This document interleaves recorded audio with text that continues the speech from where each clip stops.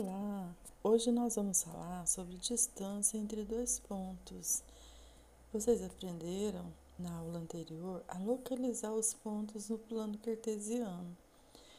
Hoje, depois de localizá-los no plano cartesiano, a gente vai aprender a calcular a distância entre esses dois pontos.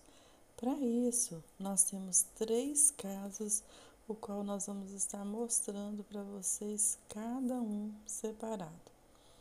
É importante prestar atenção que a localização dos pontos depende das coordenadas, então muita atenção na hora de localizar cada coordenada no plano cartesiano.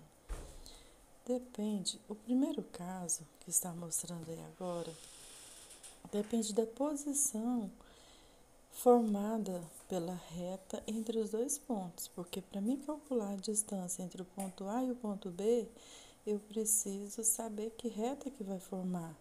Essa reta aí no primeiro caso, ela é paralela ao eixo X, então por isso que eu tenho o primeiro caso. Se ela não fosse paralela a X, não seria esse caso. No segundo caso, ela precisa ser paralela ao eixo Y. A reta formada entre os dois pontos precisa ser paralela ao eixo Y. E no terceiro caso, ela não é paralela a nenhum dos dois eixos, nem ao eixo X e nem ao eixo Y. Vamos ver o segundo caso. Eu preciso localizar os pontos, que serão mostrados aí agora. Mãozinha está desenhando. De acordo com a localização dos pontos, eu vou saber se a reta que formou é paralela ao eixo X ou ao Y. Vamos ver. Ela será, nesse caso, paralela ao eixo Y. Paralela é estar na mesma direção do eixo Y, mas nunca se encontra. Se ela é paralela a Y, nós temos então o segundo caso. E olha a regrinha do segundo caso. Distância de A até B, módulo de Y de B menos Y de A. Vamos ver o terceiro caso. O terceiro caso, então, a gente já viu que o primeiro é paralelo ao eixo X, tem a regrinha que é a distância de A até B igual a x de B menos x de A dentro do módulo. O segundo caso, a gente já viu que é paralelo ao eixo Y, que é distância de A até B igual a y de B menos y de A. Essas regrinhas a gente precisa gravar, muito simples. E o terceiro caso? Bom, primeiro a gente vai ver a formação dos dois pontos. Depois que a gente localizar no plano cartesiano, nós vamos traçar uma reta entre os dois pontos para estabelecer a distância entre eles. Feito isso, o que a gente vai fazer? A gente vai verificar a posição da reta. A reta formada, ela não é paralela a x e nem a y. Então, eu apresentei a nova regrinha que a gente vai ter que usar.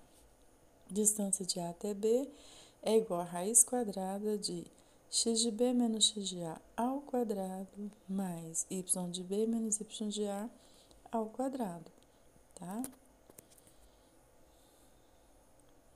Vimos os 3 casos, agora a gente vai fazer alguns exemplos. Vamos ver o exemplo que será apresentado a seguir.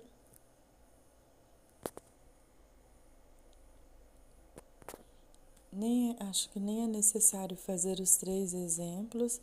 O importante é você lembrar que o primeiro caso, a reta formada é paralela a x, tem a regrinha simples, que é distância de A até B igual a x de B menos x de A.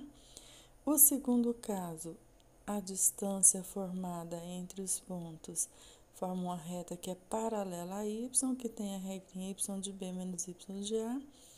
E o terceiro caso, a reta não é paralela a nenhum dos eixos, nem a x e nem a y.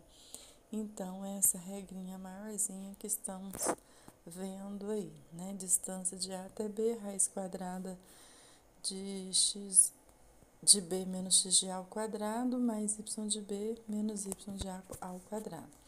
Presta bastante atenção na hora de substituir nessa formulazinha e encontra o valor da distância entre os dois pontos. Muito simples.